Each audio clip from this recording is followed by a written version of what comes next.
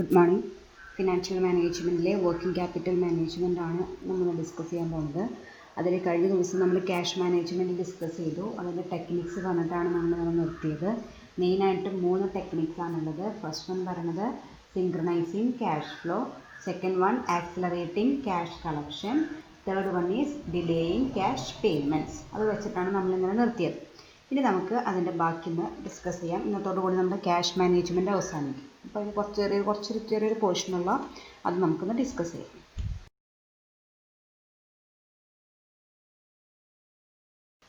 അപ്പോൾ നമ്മൾ ഇനി ഡിസ്കസ് ചെയ്യുന്നത് other techniques of cash management ആണ്. നമ്മൾ മെയിൻ ടെക്നിക്സ് ആണ് കഴിഞ്ഞ ദിവസം പഠിച്ചത്. അത് തന്നെയാണ് ഏറ്റവും ഇമ്പോർട്ടൻറ്റും.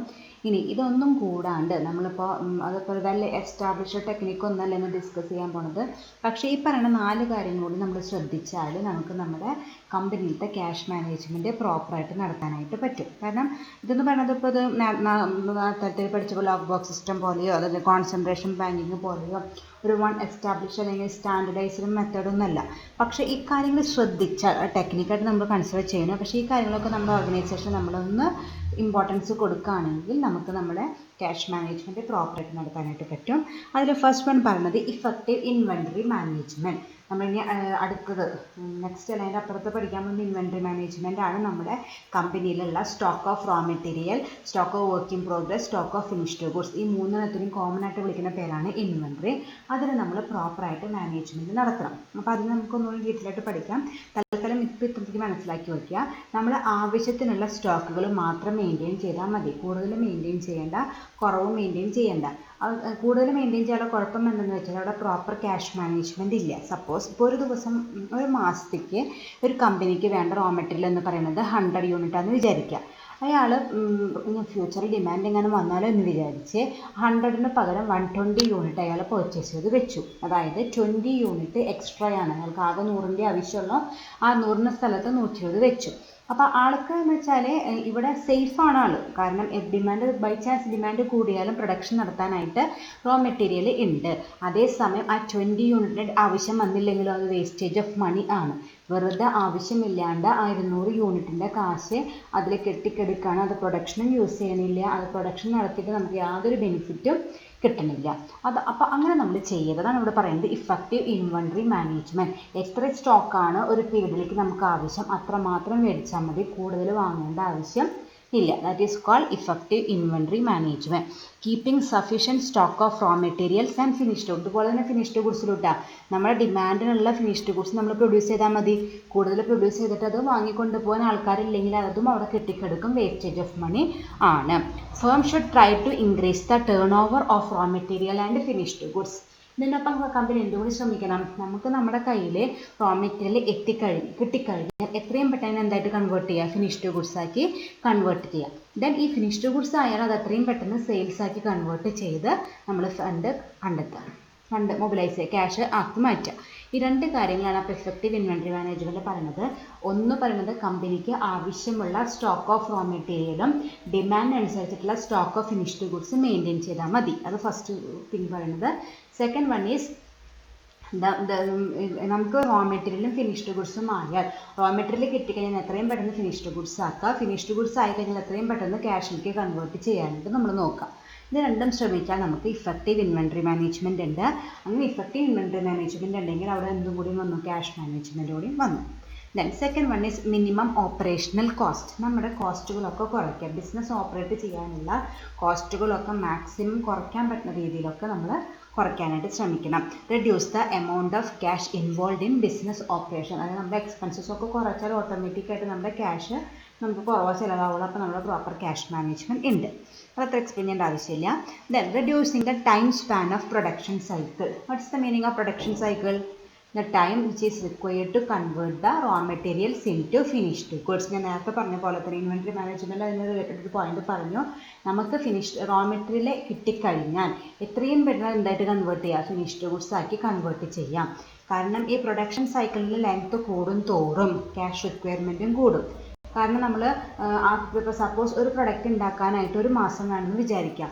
ആ 1 മാസത്തേക്ക് വരുന്ന എല്ലാ ഫിക്സഡ് കോസ്റ്റും അതുപോലെ എംപ്ലോയീസിന് കൊടുക്കുന്ന വേജസ് ദെൻ മറ്റേ സ്റ്റേഷനറി എക്സ്പെൻസസ് ഒക്കെ ഒരു മാസം നമ്മൾ സഫർ ചെയ്യണം. അതേസമയം നമ്മൾ 2 ആഴ്ച കൊണ്ട് പ്രൊഡക്ഷൻ നിർത്തുകയാണെങ്കിൽ നമ്മൾ 2 ആഴ്ചത്തെ എക്സ്പെൻസ് മീറ്റ് ചെയ്താൽ മതി. അപ്പോൾ നമ്മൾ എപ്പോഴും എന്തിനാ ട്രൈ ചെയ്യണം, നമ്മുടെ പ്രൊഡക്ഷൻ സൈക്കിൾ റെഡ്യൂസ് ചെയ്യാനായിട്ട്, the length of production cycle reduce ചെയ്യാനായിട്ട് നമ്മൾ ട്രൈ ചെയ്യുക. അത് വെച്ച് ക്വാളിറ്റി സാക്രിഫൈസ് ചെയ്യാനായിട്ട് പറ്റില്ല. നമുക്ക് ചില പ്രൊഡക്റ്റിനുണ്ട് മിനിമം ഇത്ര സമയം എടുത്തിട്ടേ അത് ഫിനിഷ്ഡ് ഗുഡ്സ് ആക്കി മാറ്റാൻ പറ്റുള്ളൂ. അങ്ങനെയുള്ള നമുക്കൊന്നും ചെയ്യാൻ പറ്റില്ല. പക്ഷെ അങ്ങനത്തെ അല്ലാത്ത പ്രൊഡക്റ്റുകളാണെങ്കിൽ എത്ര പെട്ടെന്നാണ് നമുക്ക് ഉണ്ടാക്കി തരാൻ പറ്റുന്നത് അത്രയും പെട്ടെന്ന് നമുക്ക് ഉണ്ടാക്കി ഫിനിഷ്ഡ് ഗുഡ്സ് ആക്കി കൺവേർട്ട് ചെയ്യാനായിട്ട് ട്രൈ ചെയ്യുക. That is reducing the time span of the production cycle. Then last one is investment in marketable security. ഇത് ഞാൻ മുമ്പത്തെ ക്ലാസ്സിൽ പറഞ്ഞിട്ടുണ്ട്. നമ്മുടെ കയ്യിൽ കുറച്ച് ക്യാഷ് ഇപ്പോൾ ഇരിപ്പുണ്ട്, എനിക്കിപ്പോൾ ഇമ്മീഡിയറ്റ് ആയിട്ട് അതിന് പ്രത്യേകിച്ച് ആവശ്യമൊന്നുമില്ലെങ്കിൽ വെറുതെ നമ്മുടെ ഡ്രോയിൽ വെച്ചാൽ അത് ആ കാശ് അങ്ങനെ തന്നെ ഇരിക്കുള്ളൂ. 10,000 റുപ്പീസ് ഉണ്ടെങ്കിൽ 10,000 റുപ്പീസ് തന്നെയായിട്ട് ഇരിക്കുള്ളൂ, 1 രൂപ പോലും കൂടില്ല. അതേസമയം നമുക്കിപ്പോൾ ഇമ്മീഡിയറ്റ് ആയിട്ട് ഇപ്പോഴത്തെ കണ്ടീഷനിൽ ഇമ്മീഡിയറ്റ് ആയിട്ട് യാതൊരു ക്യാഷ് റിക്വയർമെൻറ്റും ഇല്ലെങ്കിൽ അത് ഏതെങ്കിലും ഒരു മാർക്കറ്റബിൾ സെക്യൂരിറ്റി, അതായത് ഷോർട്ട് ടൈം ഇൻവെസ്റ്റ്മെൻറ്റ് നമ്മൾ നടത്തുക. മാർക്കറ്റബിൾ സെക്യൂരിറ്റീസ് എന്നാൽ ഞാൻ അന്ന് പറഞ്ഞിട്ടുണ്ട് easily converted in to cash ആണ്. അപ്പോൾ നമുക്കിപ്പോൾ അത്യാവശ്യം വരാണെങ്കിൽ നമുക്കത് പെട്ടെന്ന് ക്യാഷിലേക്ക് കൺവേർട്ട് ചെയ്യാനും പറ്റും. ഒരു റിക്വയർമെൻറ്റും വന്നില്ലെങ്കിൽ നമുക്കതിൽ നിന്ന് ലാഭം ഉണ്ടാക്കാനും പറ്റും. അതാണ് പറയുന്നത്. സർപ്ലസ് മണി ഉണ്ടെങ്കിൽ അത് വെറുതെ ക്യാഷായിട്ട് മെയിൻറ്റെയിൻ ചെയ്ത് വെക്കാണ്ട് അതെന്തിലേക്ക് കൺവേർട്ട് ചെയ്യാം, മാർക്കറ്റബിൾ സെക്യൂരിറ്റീസിലേക്ക് ഇൻവെസ്റ്റ്മെൻറ്റ് നടത്തി അതിൽ നിന്നും കുറച്ച് ഇൻകം നമ്മൾ ഏൺ ചെയ്യാനായിട്ട് നോക്കാം. അപ്പോൾ 4 കാര്യം കൂടി ശ്രദ്ധിച്ചാൽ നമ്മുടെ കമ്പനിയുടെ ക്യാഷ് മാനേജ്മെൻറ്റ് ഒന്നും കൂടിയും സക്സസ് ആവും. ഓക്കെ.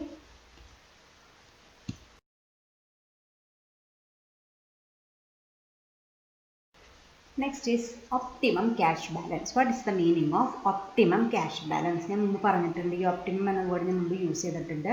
കൂടുതലുമല്ല കുറവുമല്ല, ആവശ്യത്തിനാണ്. എക്സസും വേണ്ട ഡെഫിസിറ്റും വേണ്ട. എക്സസ് വന്നുള്ള ഡ്രോബാക്ക് എന്താണ്? വേസ്റ്റേജ് ഓഫ് മണിയാണ്.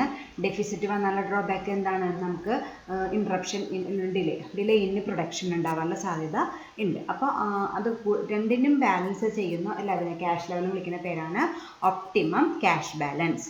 The aim of cash management is to maintain an optimum level of cash. അതായത് ഒപ്റ്റിമം കണ്ടുപിടിക്കലാണ് ക്യാഷ് മാനേജ്മെൻറ്റിൻ്റെ മെയിൻ എയിം എന്ന് പറയുന്നത്.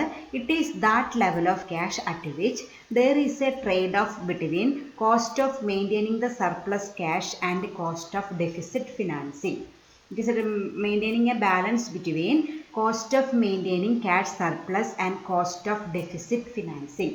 ഈ cost of maintaining cash surplus ആണ് ഞാൻ നേരത്തെ പറഞ്ഞത്. കൂടുതൽ മെയിൻറ്റെയിൻ ചെയ്താലുള്ള ഡ്രോബാക്ക് വേസ്റ്റേജ് ഓഫ് മണി എന്ന് വിളിക്കുന്ന പേരാണ് cost of maintaining cash surplus.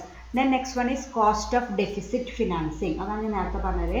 നമ്മൾ കുറവാണ് ക്യാഷ് മെയിൻറ്റെയിൻ ചെയ്യുന്നത് വെച്ചാൽ നമുക്ക് വരുന്ന ഡിസഡ്വാൻറ്റേജ് എന്താണെന്ന് വെച്ചാൽ ആവശ്യത്തിന് ചിലപ്പോൾ ഫണ്ട് കിട്ടണമെന്നില്ല, പ്രൊഡക്ഷൻ ഡിലേ ആവാനുള്ള സാധ്യത ഉണ്ട്. ഇവ തമ്മിൽ ഒരു ബാലൻസ് മെയിൻറ്റെയിൻ ചെയ്യുക. വല്ലാണ്ട് കൂടുതലും വേണ്ട, വല്ലാണ്ട് കുറവും വേണ്ട, ഒരു ഒപ്റ്റിമം ലെവൽ മെയിൻറ്റെയിൻ ചെയ്യാം. Make A trade off between the cost of maintaining the cash surplus and cost of deficit financing. Cost of maintaining cash surplus means the cost of maintaining excess cash, example wastage of money. Then cost of deficit financing means cost of shortage of fund. The example is the firm is not able to pay off its liability or expenses. ഇത് രണ്ടും തമ്മിൽ, ഈ രണ്ട് കോസ്റ്റുകളും തമ്മിൽ ഒരു balance maintain ചെയ്യുന്ന cash ലെവലിൽ വിളിക്കുന്ന പേരാണ് optimum cash balance. Okay. It should adequate enough to manage the basic cash requirements and contingencies of the firm. If a firm are able to maintain an optimum cash balance, it can manage the basic cash requirements of the firm and also the contingencies of the firm.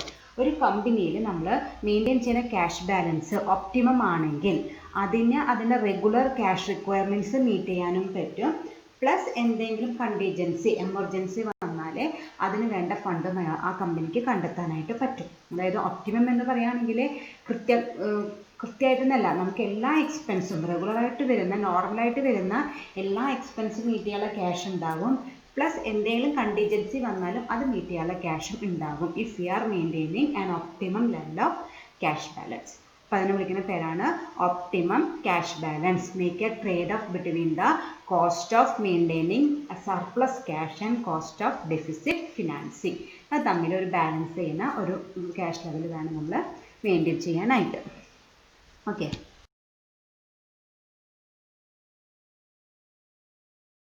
ഇതാണ് graphical determination of optimum cash balance. എങ്ങനെയാണ് ഒരു കമ്പനിയുടെ optimum cash balance കണ്ടെത്തിപ്പിടിക്കുക എന്നുള്ളതിൻ്റെ graphical റെപ്രസെൻറ്റേഷനാണ്. ഇപ്പം നിങ്ങൾക്കിതൊന്നും explain ചെയ്താൽ മനസ്സിലാവില്ല. അടുത്ത സ്ലൈഡിലാണ് ഇതിൻ്റെ എക്സ്പ്ലനേഷൻ ഉള്ളത്. അപ്പോൾ നിങ്ങൾ എന്താ ചെയ്യേണ്ടതെന്ന് വെച്ചാൽ ആദ്യം നോട്ട്ബുക്കിലേക്ക് ഈ ഗ്രാഫ് വരച്ചതിന് ശേഷം അടുത്ത സ്ലൈഡിലത്തെ വീഡിയോ കേട്ടാൽ മതി. അല്ലെങ്കിൽ ഒന്നും മനസ്സിലാവില്ല. ഇപ്പോൾ ഇവിടെ വെച്ച് ഞാൻ പറഞ്ഞാലൊന്നും മനസ്സിലാവില്ല. നമുക്ക് മറ്റേലേക്ക് ചെയ്യാം. അപ്പോൾ ഇത് നിങ്ങൾ ആദ്യം ചെയ്യേണ്ടത് ഇവിടെ വെച്ച് പോസാക്കി നിർത്തി ഈ ഗ്രാഫ് ആദ്യം നോട്ടിലേക്ക് കോപ്പി ചെയ്യാം. എന്നിട്ട് അടുത്ത സ്ലൈഡിലത്തെ വീഡിയോ കേൾക്കുക. അപ്പോൾ ഞാൻ അടുത്ത സ്ലൈഡിലേക്ക് പോവാണ്.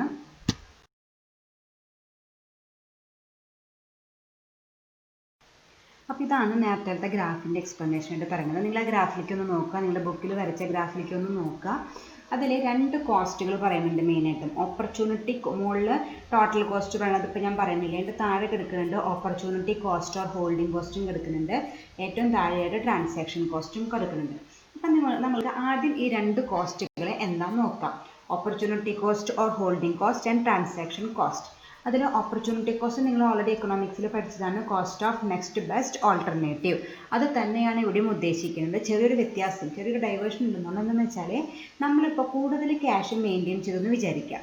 അപ്പോൾ സപ്പോസ് ഒരു കമ്പനിക്ക് ഒരു കൊല്ലത്തിലേക്ക് ആവശ്യമുള്ള ക്യാഷ് 1 lakh ആണെന്ന് വിചാരിക്കാം. ആ കമ്പനി 1 lakhന് പകരം 2 lakh rupees മെയിൻറ്റെയിൻ ചെയ്തിരിക്കുന്നു. അപ്പോൾ അവർക്ക് 1 lakh എക്സ്ട്രാ ആണ്. ആ 1 lakh ഇവിടെ ഒരു ആവശ്യമില്ലാണ്ട് ഇൻവെസ്റ്റ്മെൻറ്റ് നടത്തിയേക്കണം. ക്യാഷായിട്ട് ലിക്വിഡ് ക്യാഷായിട്ട് മെയിൻറ്റെയിൻ ചെയ്തേക്കണം. അവർക്ക് ആ 1 lakhൻ്റെ വേണ്ട, 1 lakh വിട്ടോ, 50,000 മതി. ഞാൻ അതിൽ കൺഫ്യൂഷൻ വരണ്ട.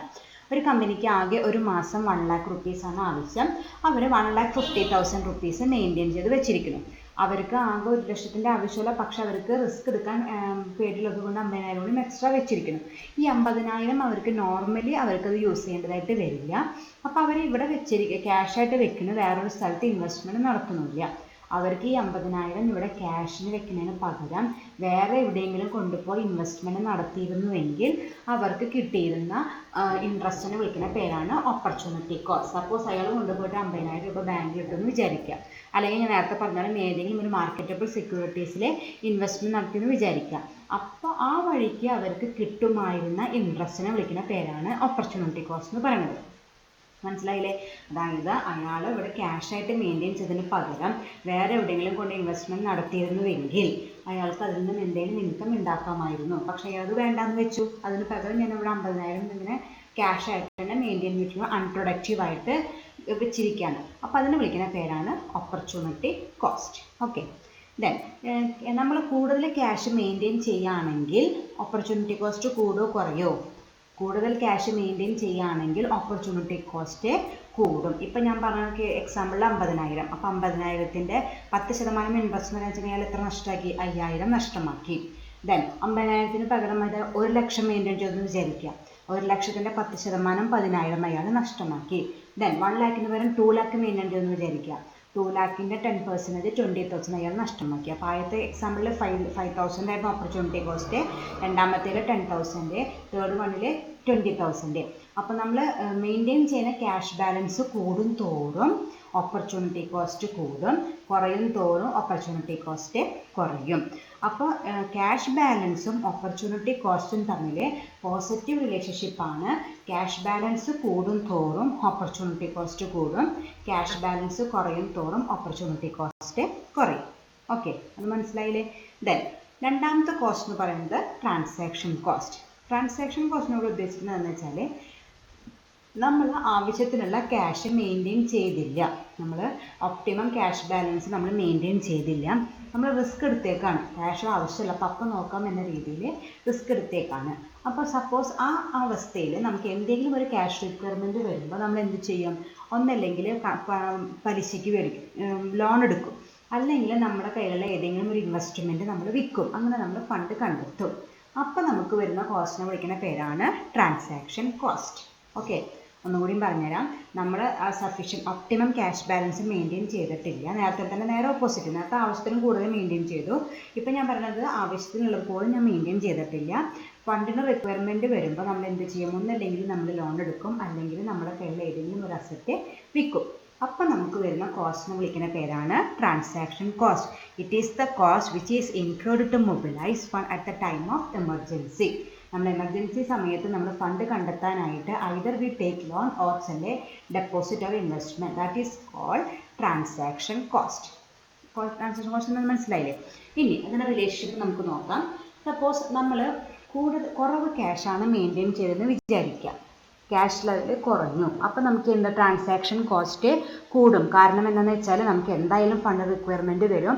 ഒന്നല്ലെങ്കിൽ നമ്മൾ നമ്മുടെ അസറ്റ് വിൽക്കും, അല്ലെങ്കിൽ ലോൺ എടുക്കും. അപ്പോൾ നമുക്ക് ട്രാൻസാക്ഷൻ കോസ്റ്റ് കൂടും. അപ്പോൾ ക്യാഷ് ലെവൽ കുറയുമ്പോൾ ട്രാൻസാക്ഷൻ കോസ്റ്റ് കൂടും. അപ്പോൾ എന്ത് റിലേഷൻഷിപ്പാണത്? നെഗറ്റീവ് റിലേഷൻഷിപ്പാണുള്ളത്. കുറയുമ്പോൾ മറ്റേത് കൂടുന്നു. ദെൻ ക്യാഷ് ലെവൽ കൂടുമ്പോൾ ട്രാൻസാക്ഷൻ കോസ്റ്റ് കുറയും. കാരണം എന്താണ്? നമുക്ക് ക്യാഷ് ലെവൽ വേണ്ടോളം ഉണ്ട്. അപ്പോൾ നമുക്ക് ഒരു ലോൺ എടുക്കേണ്ടതോ അല്ലെങ്കിൽ നമ്മുടെ അസറ്റ് വിൽക്കേണ്ട ഒരാവശ്യം വരുന്നില്ല. കാരണം നമ്മുടെ സഫീഷ്യൻറ്റ് ക്യാഷ് ഉണ്ട്, നമുക്ക് ഒരു ബുദ്ധിമുട്ടും ഇല്ല. അപ്പോൾ അവിടെ ട്രാൻസാക്ഷൻ കോസ്റ്റ് കുറയും. അപ്പോൾ the relationship between cash level and transaction cost is negative. When cash level decreases transaction cost increases. When cash level increases transaction cost decreases. അപ്പോൾ ഇങ്ങനെ രണ്ട് കോസ്റ്റുകൾ നമ്മൾ കൃത്യമായിട്ട് പഠിച്ചു. രണ്ട് കോസ്റ്റ് ഉണ്ട്, ഓപ്പർച്യൂണിറ്റി കോസ്റ്റും ഉണ്ട്, ട്രാൻസാക്ഷൻ കോസ്റ്റും ഉണ്ട്. ക്യാഷ് ലെവലും ഓപ്പർച്യൂണിറ്റി കോസ്റ്റും തമ്മിൽ പോസിറ്റീവ് റിലേഷൻഷിപ്പ്. ക്യാഷ് ലെവൽ കൂടുമ്പോൾ ഓപ്പർച്യൂണിറ്റി കോസ്റ്റ് കൂടുന്നു, ക്യാഷ് ലെവൽ കുറയുമ്പോൾ ഓപ്പർച്യൂണിറ്റി കോസ്റ്റ് കുറയുന്നു. ട്രാൻസാക്ഷൻ കോസ്റ്റും ക്യാഷ് ലെവലും തമ്മിൽ നെഗറ്റീവ് റിലേഷൻഷിപ്പാണുള്ളത്. ക്യാഷ് ലെവൽ കുറയുമ്പോൾ ട്രാൻസാക്ഷൻ കോസ്റ്റ് കൂടുന്നു, ക്യാഷ് ലെവൽ കൂടുമ്പോൾ ട്രാൻസാക്ഷൻ കോസ്റ്റ് കുറയുന്നു. ദെൻ ഇവ തമ്മിൽ both these cost are moves in opposite direction. ഇങ്ങനെ ഞാൻ ഗ്രാഫ് ഒന്ന് നോക്കാം. നമ്മൾ താഴത്ത് എന്തെടുത്തു? Size of the cash balance എടുത്തു, എക്സ് ആക്സിസിൽ എടുത്തു, വൈ ആക്സിസിൽ കോസ്റ്റ് എടുത്തു. ദെൻ എക്സ് ആക്സിസിൽ എടുത്തത് ക്യാഷ് ബാലൻസ് ആണ്. ക്യാഷ് ബാലൻസ് കൂടും തോറും കൂടുന്നത് ഏതാണ്? ഓപ്പർച്യൂണിറ്റി കോസ്റ്റ് ആണ്. അപ്പോൾ ഇങ്ങനെ മുകളിലേക്ക് പോണത് ഓപ്പർച്യൂണിറ്റി കോസ്റ്റ് കർവാണ് നമ്മൾ കണ്ടുപിടിച്ചു. ക്യാഷ് ബാലൻസ് കൂടും തോറും കുറയണത് ഏതാണ്? ട്രാൻസാക്ഷൻ കോസ്റ്റ് ആണ്. അതുകൊണ്ട് ഡൗൺവേർഡ് സ്ലോപ്പിങ്ങുള്ള കർവ് വരച്ചു. അത് രണ്ടും കൂടി ഇൻ്റർസെക്റ്റ് ചെയ്യുന്ന പോയിൻ്റാണ് നമ്മുടെ ഒപ്റ്റിമം ക്യാഷ് ബാലൻസ്. അപ്പോൾ രണ്ടും കൂടി ഇൻ്റർസെക്റ്റ് ചെയ്യുന്ന പോയിൻ്റ് താഴത്തേക്ക് മുട്ടിച്ച് സി എന്ന് എഴുതാം. ആ സി ആണ് നമ്മുടെ ഒപ്റ്റിമം ക്യാഷ് ബാലൻസ്. ഓക്കെ, ആ ഗ്രാഫ് വെച്ച് നോക്കാട്ടോ. ക്യാഷ് ബാലൻസ് കൂടും തോറും കൂടുന്നത് ഓപ്പർച്യൂണിറ്റി കോസ്റ്റ് ആണ്. അപ്പോൾ അപ്വേർഡ് ട്രെൻഡുള്ള ഗ്രാഫാണ് ഓപ്പർച്യൂണിറ്റി കോസ്റ്റ്. ക്യാഷ് ബാലൻസ് കുറയും തോറും കുറയണത് ട്രാൻസാക്ഷൻ കോസ്റ്റ് ആണ്. അപ്പോൾ ഡൗൺവേർഡ് ട്രെൻഡുള്ളത് ട്രാൻസാക്ഷൻ കോസ്റ്റ്. ആ രണ്ട് കർവും തമ്മിൽ കൂട്ടിമുട്ടുന്ന പോയിൻ്റാണ് നമ്മുടെ ഒപ്റ്റിമം പോയിൻ്റ്. അത് നമ്മുടെ എക്സ് ആക്സിസിൽ നമ്മൾ ക്യാഷ് ലെവലിൽ എടുത്തേക്കുന്നത്. അത് നമ്മുടെ ക്യാഷ് ലെവലിലേക്ക് മുട്ടിച്ചാൽ നമുക്ക് ഒപ്റ്റിമം ക്യാഷ് ബാലൻസ് കിട്ടും. ദെൻ ഇതിൻ്റെ കോസ്റ്റ്, ഇത് നമ്മൾ ഒപ്റ്റിമം ക്യാഷ് ബാലൻസ് മെയിൻറ്റെയിൻ ചെയ്താൽ ആ ലെവലിലായിരിക്കും നമ്മുടെ ടോട്ടൽ കോസ്റ്റ് എപ്പോഴും കുറഞ്ഞിരിക്കുക. ടോട്ടൽ കോസ്റ്റ് എന്ന് പറയുകയാണെങ്കിൽ ഈ ഓപ്പർച്യൂണിറ്റി കോസ്റ്റും ട്രാൻസാക്ഷൻ കോസ്റ്റും കൂടി കൂട്ടിയാൽ കിട്ടുന്ന കോസ്റ്റിനെ വിളിക്കുന്ന പേരാണ് ടോട്ടൽ കോസ്റ്റ്. അത് ഏറ്റവും കുറവായിരിക്കും ഈ ഒപ്റ്റിമം പോയിൻറ്റിൻ്റെ കറസ്പോണ്ടിങ് ലെവലുള്ളത്. ആ ടോട്ടൽ കോസ്റ്റിൻ്റെ കർവിന് പ്രത്യേകിച്ച് ഇമ്പോർട്ടൻസ് ഇല്ല. എന്നാലും ഒരു യു ഷേപ്പ് കർവ് വരച്ചിട്ട് അതൊന്ന് മുട്ടിട്ട് വെച്ചാൽ മതി. അത് അത്ര റെലവൻ്റ് അല്ല. അത് എന്തിനു കാണിക്കാൻ വേണ്ടി മാത്രമാണ്? ഒപ്റ്റിമം ക്യാഷ് ലെവൽ മെയിൻറ്റെയിൻ ചെയ്താൽ ടോട്ടൽ കോസ്റ്റ് ഏറ്റവും മിനിമം ആയിരിക്കുന്നത് കാണിക്കാൻ വേണ്ടി മാത്രമാണ്. അപ്പോൾ ക്ലിയറായെന്ന് മനസ്സിലായെന്ന് ഞാൻ വിചാരിക്കുന്നു. ഇമ്പോർട്ടൻ്റ് ആണ് ഒപ്റ്റിമം ക്യാഷ് ബാലൻസും അതിൻ്റെ ഡിറ്റർമിനേഷനും ഗ്രാഫിക്കൽ ഡിറ്റർമിനേഷനും പറഞ്ഞത്. അപ്പോൾ അതിൻ്റെ താഴത്ത് ഞാൻ എഴുതിയിട്ടുണ്ട്, മോർ ക്യാഷ് ബാലൻസ് കൂടും തോറും ഫ്യൂ ട്രാൻസാക്ഷൻ കോസ്റ്റ് ആയിരിക്കും, പക്ഷേ ഹൈ ഓപ്പർച്യൂണിറ്റി കോസ്റ്റ് ആയിരിക്കും. ലെസ് ക്യാഷ് ബാലൻസ് ആണെങ്കിൽ ലാർജ് ട്രാൻസാക്ഷൻ കോസ്റ്റ് ആയിരിക്കും, ലോ ഓപ്പർച്യൂണിറ്റി കോസ്റ്റ് ആയിരിക്കും. അപ്പോൾ ഈ രണ്ട് കോസ്റ്റും കൂടി കൺസിഡർ ചെയ്തിട്ടാണ് നമ്മൾ ഒരു കമ്പനിയുടെ ഒപ്റ്റിമം ക്യാഷ് ലെവൽ കണ്ടുപിടിക്കുന്നത്. The point at which the opportunity cost and transaction cost intersect, it is called optimum cash balance. Okay.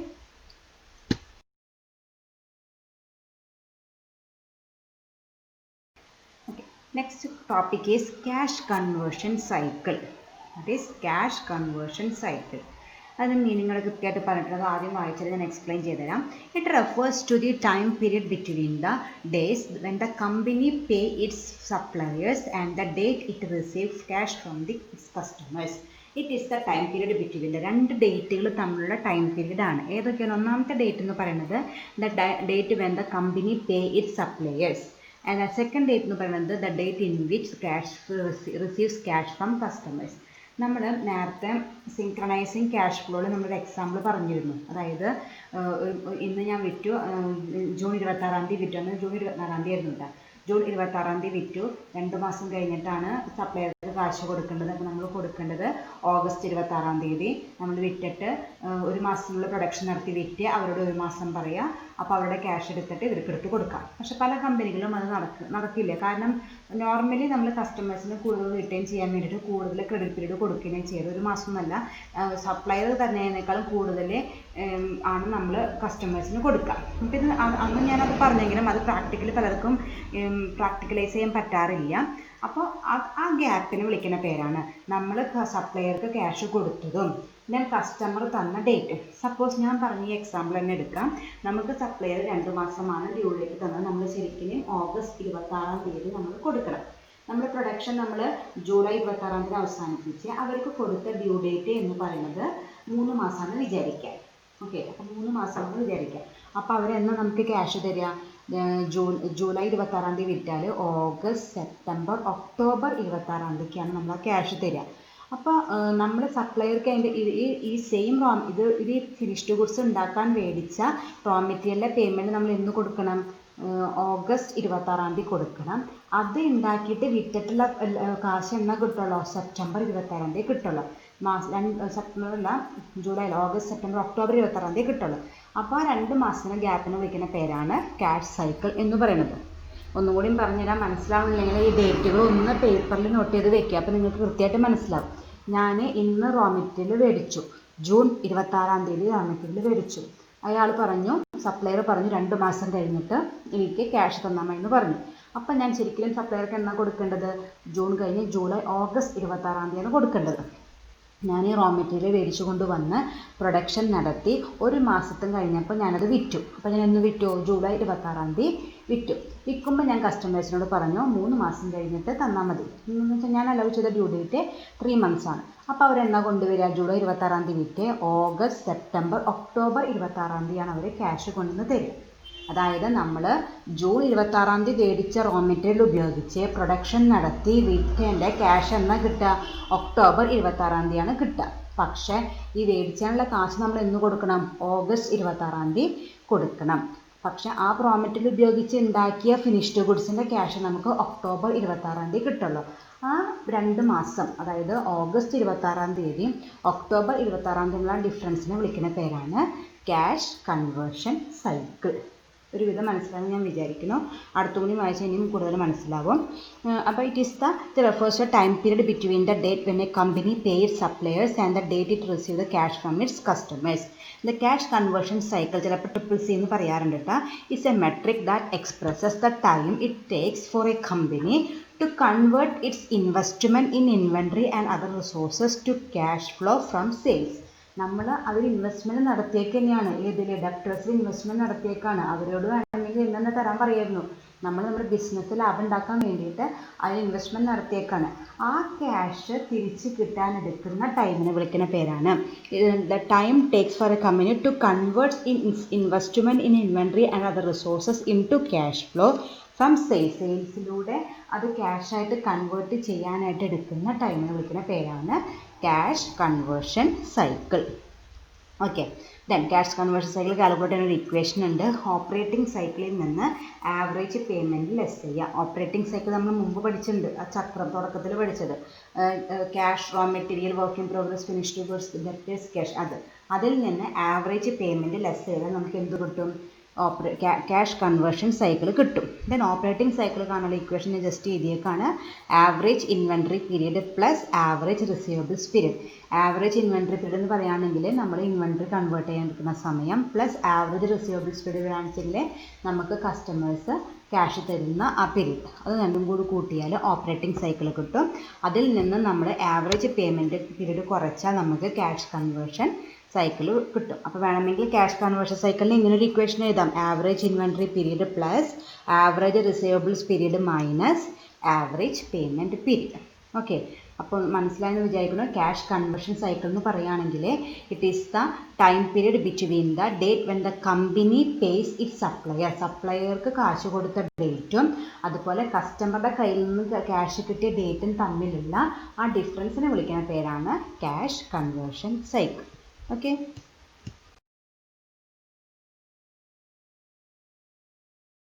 ഇത് ആ ക്യാഷ് കൺവേർഷൻ സൈക്കിളിൻ്റെ വേറൊരു ഫോർമുലയാണ്. അതേ പറഞ്ഞത് തന്നെയാണ്. പക്ഷേ നിങ്ങൾക്ക് ചിലപ്പോൾ ഓർത്തിരിക്കാനായിട്ട് ഈ ഇക്വേഷൻ ചിലർക്ക് ഇതായിരിക്കും എളുപ്പം. അതൊന്നും ഞാൻ ജസ്റ്റ് ഒന്ന് പറഞ്ഞുതരാം. Cash conversion cycle formula is equal to DIO plus DSO minus DPO. DIO DSO DPO. സെൻറ്ററിലുള്ള വാക്കുകൾ മാത്രമാണ് വ്യത്യാസമുള്ളൂ. ISP. എന്താണെന്ന് വെച്ചാൽ DIO എന്ന് പറയുകയാണെങ്കിൽ this part measures how long it will take the company to sell its inventory.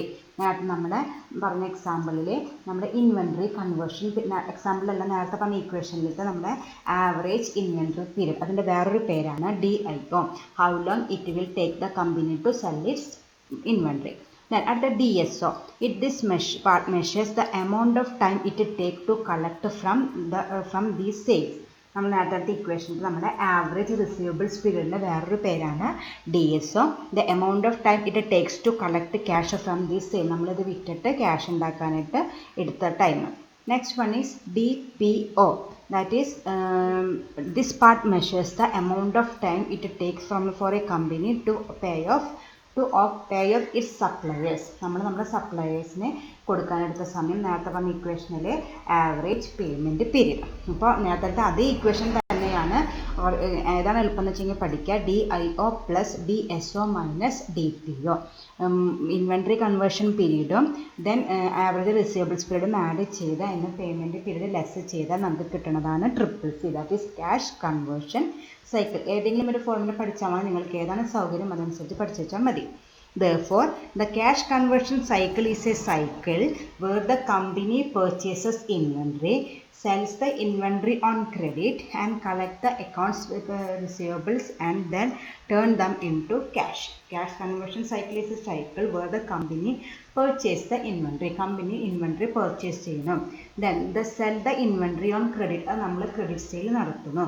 And collect the accounts receivables. നമ്മൾ receives collect ചെയ്ത് then turns them into cash. നമ്മൾ അതിലേക്ക് ക്യാഷിലേക്ക് കൺവേർട്ട് ചെയ്യാൻ എടുക്കുന്ന ആ ടൈമിനെ വിളിക്കുന്ന പേരാണ് ക്യാഷ് കൺവേർഷൻ സൈക്കിൾ. ചിലപ്പോൾ ചോദിക്കാറുണ്ട്. ഒന്നല്ലെങ്കിൽ ഓപ്പറേറ്റിംഗ് സൈക്കിൾ ചോദിക്കും, അല്ലെങ്കിൽ ഈ ക്യാഷ് കൺവേർഷൻ സൈക്കിൾ റിപ്പീറ്റ് ചെയ്ത് ചോദിക്കാറുണ്ട്. അപ്പം നമ്മൾ കൃത്യമായിട്ടത് പഠിച്ചു. ഓക്കെ,